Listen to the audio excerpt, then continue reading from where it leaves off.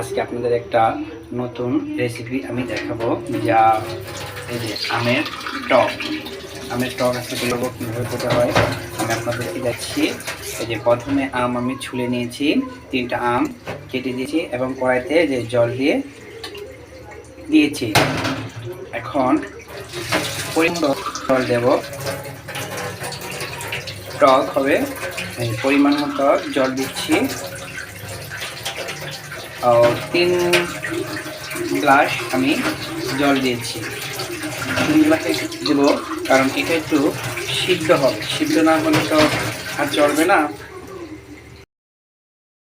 এখন উতাল আসছে, মানে গরম উতল আসতেছে। এখন পরিমাণ মতো কি লবণ আর চিনি দেব। আমটা আমার পরে সিদ্ধ হয়ে আসতেছে, দেখতে পাচ্ছেন। হওয়ার জন্য আমি কিছু পরিমাণ চালের গুঁড়ি নিয়ে নিয়েছি, তাতে ফ্লেভার আসে। এই যে চালের গুঁড়িটাকে আমি একটু গালিয়ে দেব। গালিয়ে দিলে আপনার ঘন আসবে, ওটা খেতেও সুবিধা হবে। আর একটু পরিমাণ মতো দিয়ে দিলাম। এখন এই যে এটা ঘন হওয়ার জন্য যাদের ফ্লেভার লাগবে, মানে খেতে ভালো লাগবে, এই যে চালের গুঁড়িটা আমি একটু মিশ্রণ করে দিলাম।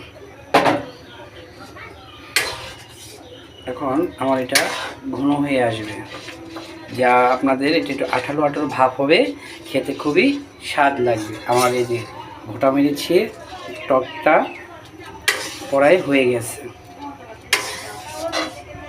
এই যে আমি এখন নামিয়ে ফেলবো। পরে কীভাবে বাগার দিতে হয় আমি আপনাদেরকে দেখাচ্ছি, তারপরে পরিবেশন করব। এভাবে আপনারা খেয়ে দেখতে পারেন। অনেক এই যে এখন পরিমাণ মতো আমি একটু সরিষার তেল দিয়ে দেবো, কারণ সরিষার তেলে টকের মধ্যে মানে ফ্লেভার আসে। অল্প করে তৈরি করেছি তো অল্প তেলই দেবো, যা পরিমাণ মতো বাসায় খাওয়ার জন্য করেছি। আপনারা এইভাবে করে দেখবেন, ভালো লাগবে।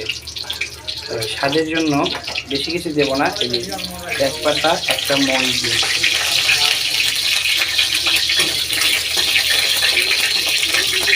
হয়ে যাচ্ছে